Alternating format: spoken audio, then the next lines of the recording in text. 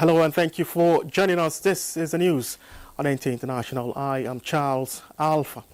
Anna Olanka is our sign language interpreter. But first, let's bring you some of our top stories. First Lady Oluremi Tinubu flags off disbursement of 200,000 naira each to 9,500 senior citizens nationwide under Renewed Hope Initiative Elder Support Scheme Season 3. The Nigerian Police Force clarifies position on tinted glass permits enforcement.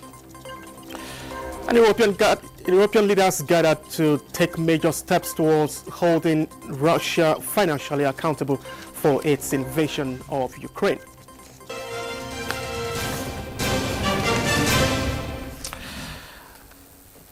And now Nigeria's Minister of Foreign Affairs, Yusuf Tugal, has emphasized that Africa's stability rests on trust, shared sacrifice, and institutions that endure beyond political circles. The minister made the remarks while hosting his Gambian counterpart, Sering Modo Nje, in Abuja. In a statement following the meeting, Tugal described the discussions as a reflection of a deep bilateral relations between Nigeria and the Gambia, as well as the responsibilities that accompany regional leadership.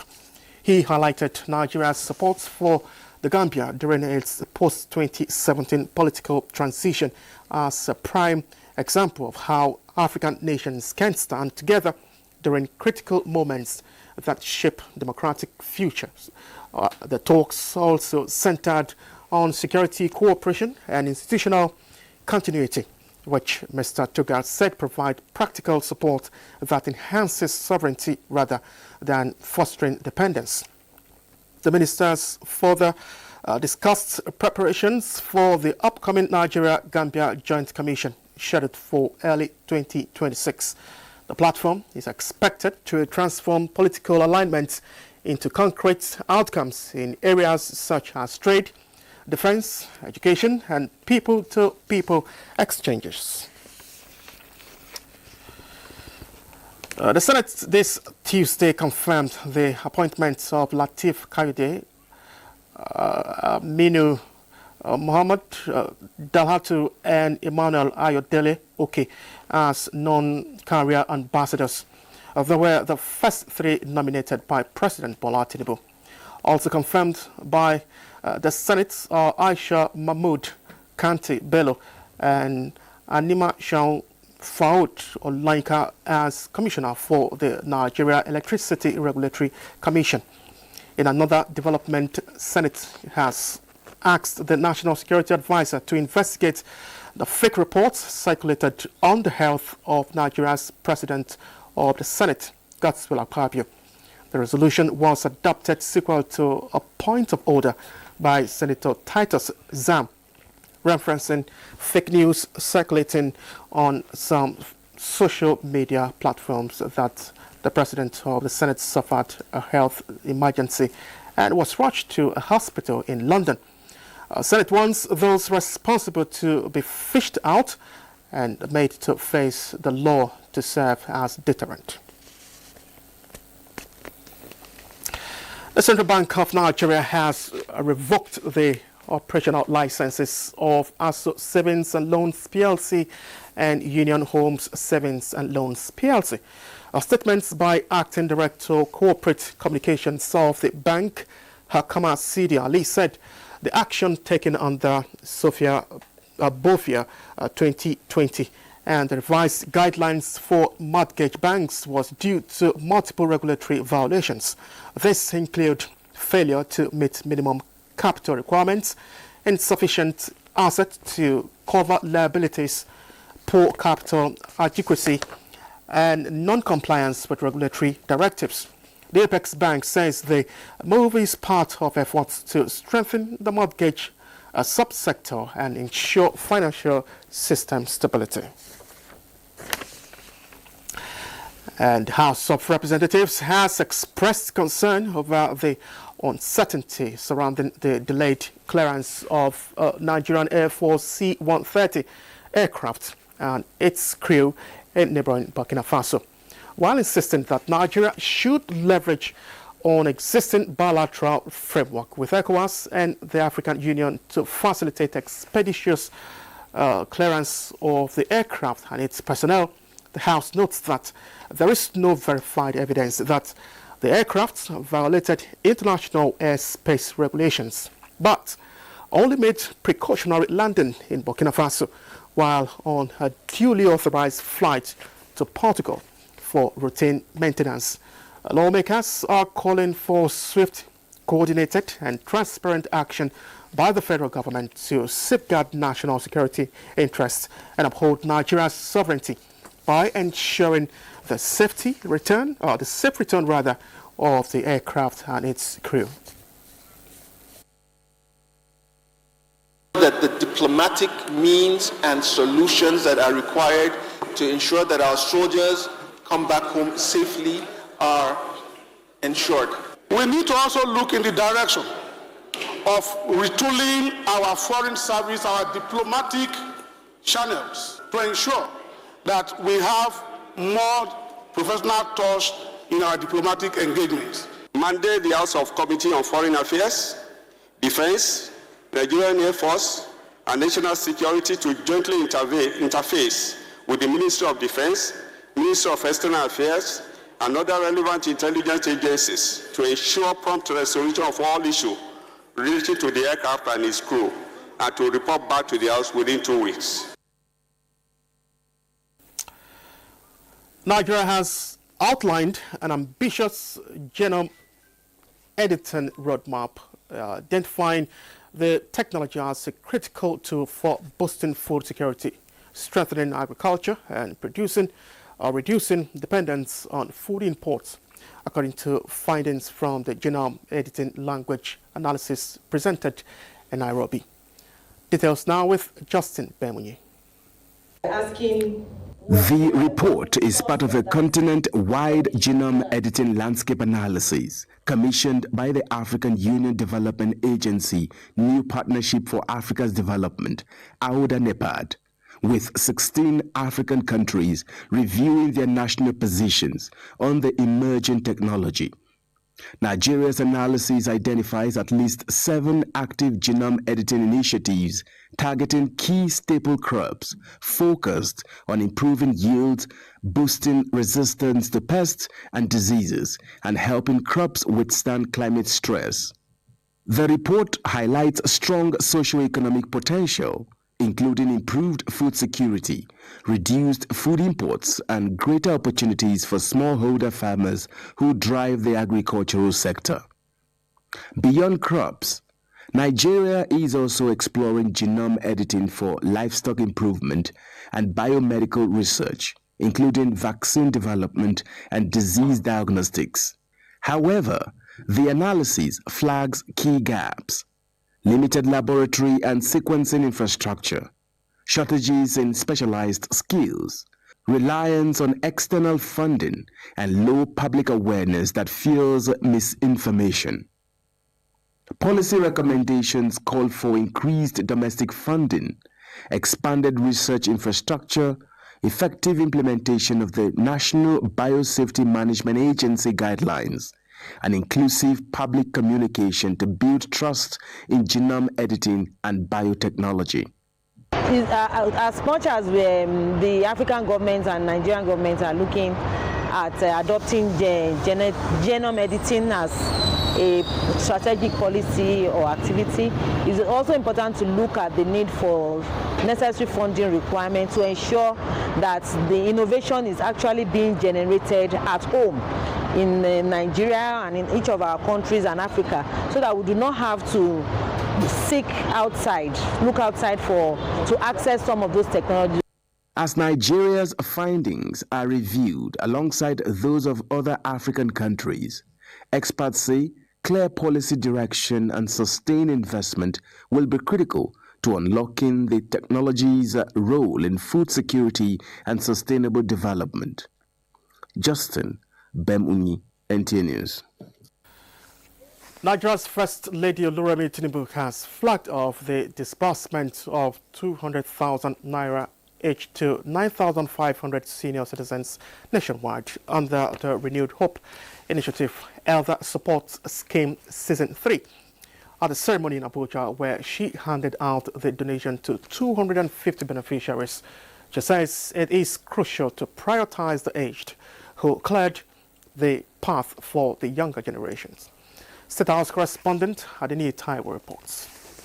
Since 2023, December each year has become associated with financial empowerment for senior citizens across the country. I'm not doing any other thing apart from the little pension I receive. Flight Sergeant Abasi Essien, retired, was working out how to apply his meager pension during the Yuletide season and meet the unique demands of the month of January when he got a call inviting him to the third Renewed Hope Initiative Elder Support Scheme. This is the first time I say, apart from my pension, I've received any other. Because today that are being remembered. Oh. His account reflects the theme of the edition, Finding Joy in Old Age, which was flagged off nationwide by Nigeria's First Lady Oluremi Tinubu at the Mambila Barracks, Abuja, with 250 defense and police veterans. Through this scheme, we have continued to express our gratitude and care for the men and women who have labored to build the Nigeria we are all proud to be part of today. These 9,500 selected beneficiaries will receive 200,000 naira each across the nation. Each state of the Federation has received the sum of 50 million naira, including FCT and DIPOA.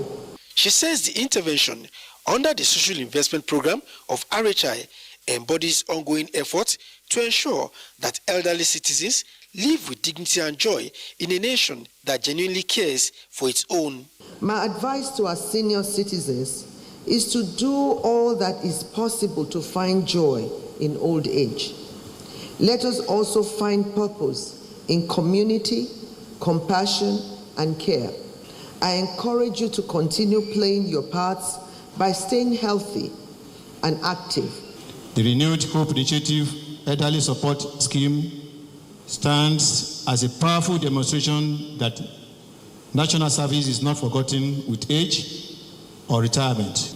And today's support scheme further demonstrates your deep understanding of the sacrifices made by our elderly defense and police veterans. The gift was well received along with its intended message. It's a relief, especially coming at this time of the year, Christmas, and then by next year you begin to think of, trying to survive the expenses that you made during this Yuletide. Now nobody will send her out or cost more for school fees.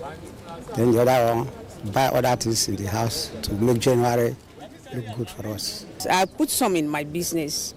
Then I use so that I will not finish everything at time. After Christmas, we don't have what to eat again. So I'm going to use it very, very well. Morning, officer, sir. Apart from providing financial support and food items, the intervention also tended to the physical well-being of the beneficiaries with a free medical outreach. From Alero Aziza Event Center, Mambila Barracks, Adeni Taiwo, NTA News.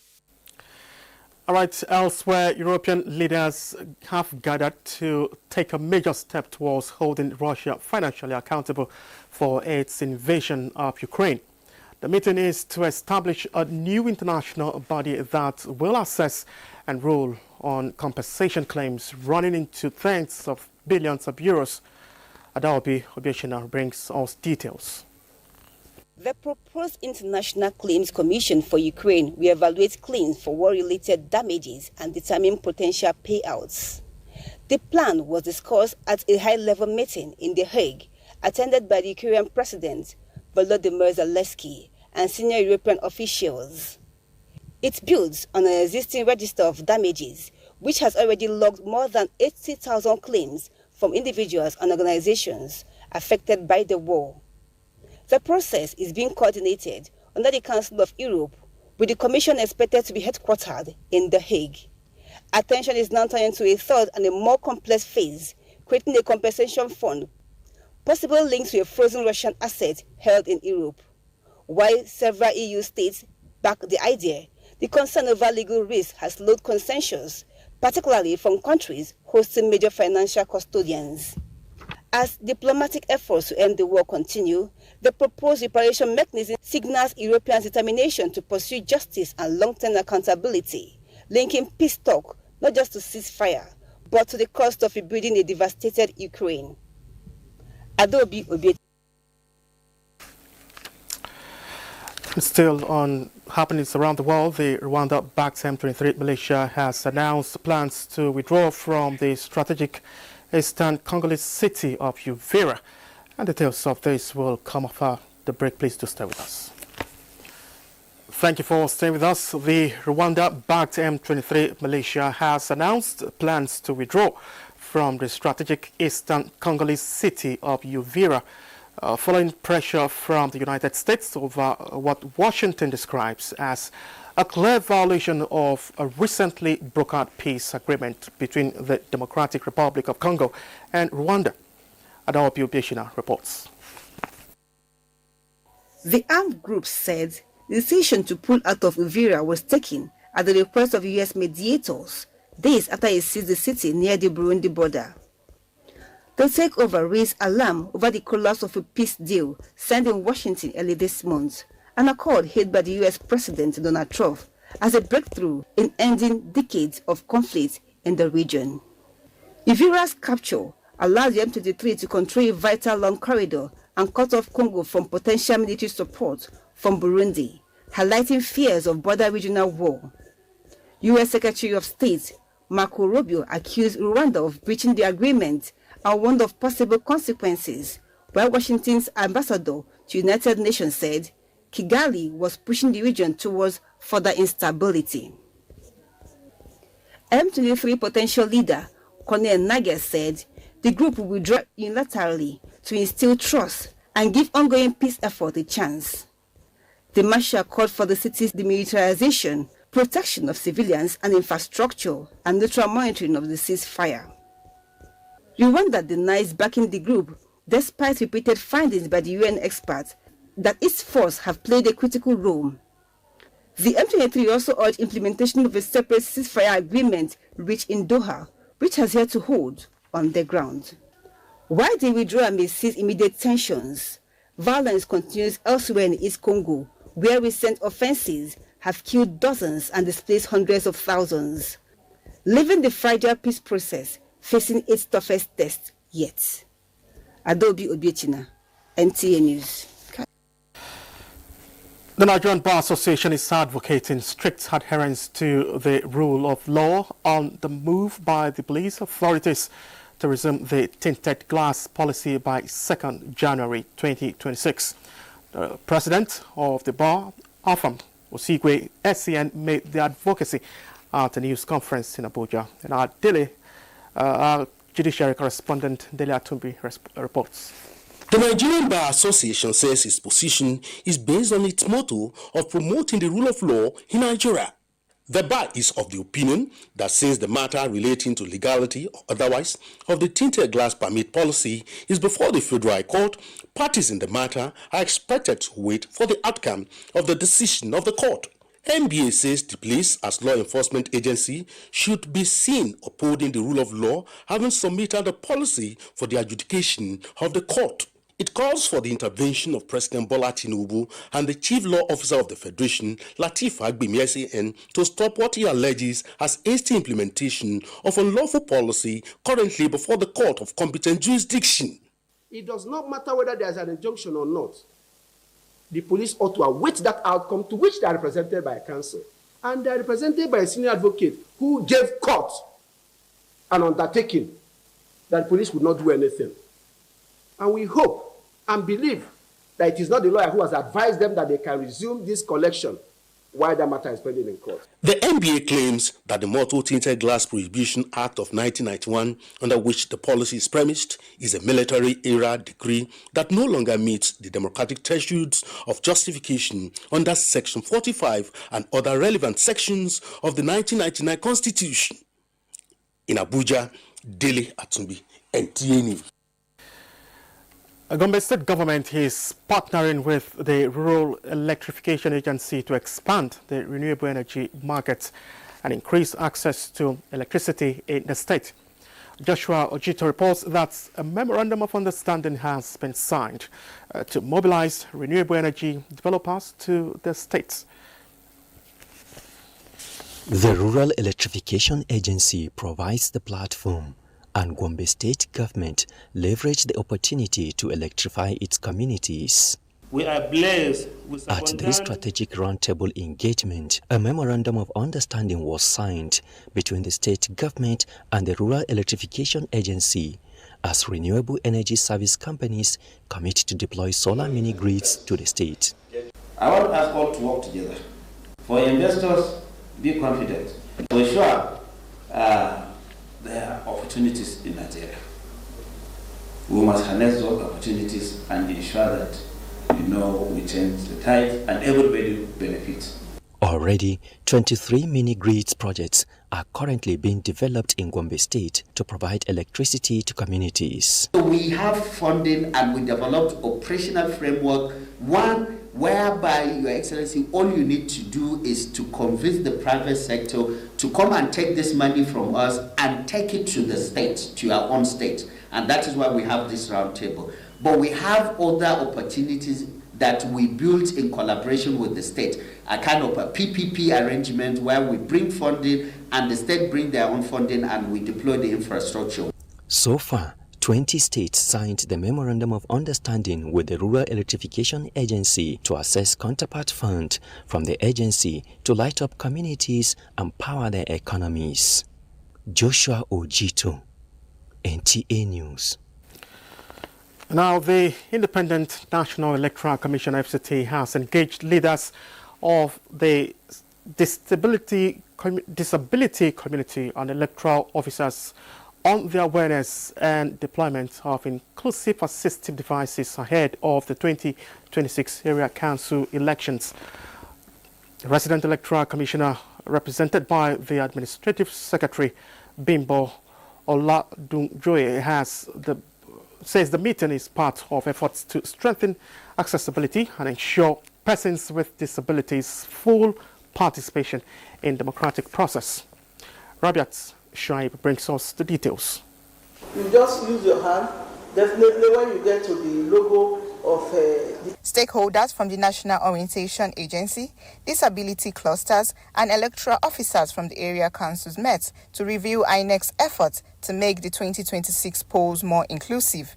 Administrative Secretary, INEC FCT Bimbo Oladunjoye, said persons with disabilities are fully captured in the Commission's electoral framework. INEC is just targeting them today to ensure that we give them some information and the kind of assistive devices that would be available to them at the polling units. This similar event will also take place in the local government areas. Participants received an overview of the assistive tools, including ballot guides, magnifying glasses, posters for persons with hearing impairment, all designed to help persons with disabilities vote independently. The braille for the blind is very important, the magnifying glass for persons with albinism. Without assistive device, a lot of persons with disability will be disenfranchised. For the acting chairman of the Joint National Association of Persons with Disabilities, FCT chapter, the deployment of these devices is a welcome step that will strengthen the political rights of persons with disabilities and improve their participation in upcoming electoral exercises. FCT, we assured you that every person with disability will be registered. The Commission maintains that this effort reflects its commitment to an accessible electoral process where every eligible voter can exercise their rights with dignity. Rabia Shaib, NTA News. A framework that outlines Nigeria's financial integrity is now a necessity to enhance governance structure across all sectors of the economy.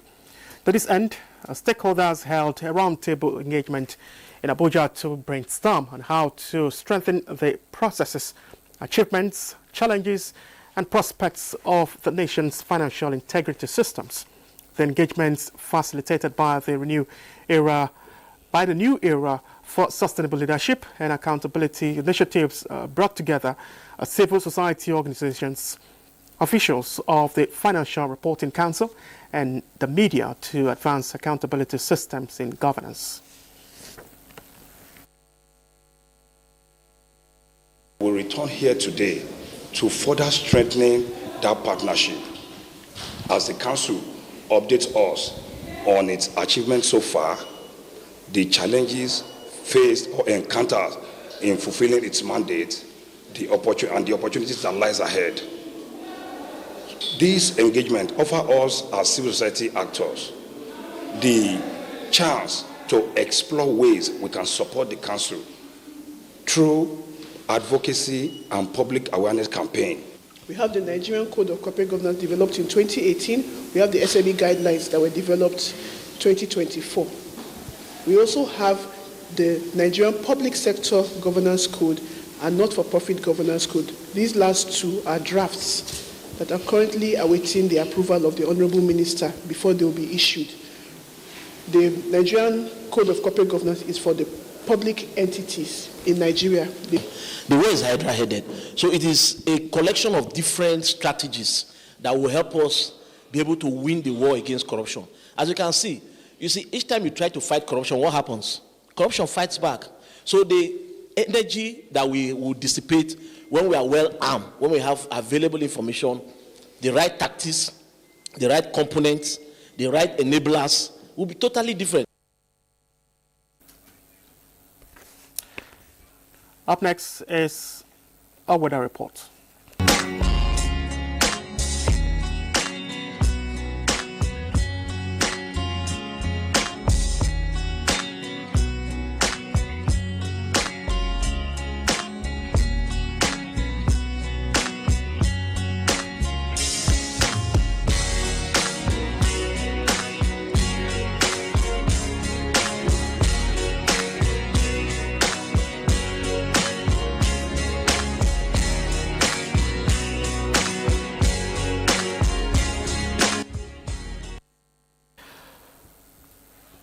And that's it on the news. Many thanks for watching. I am Charles Alpha. Anna Olaika has been our sign language interpreter.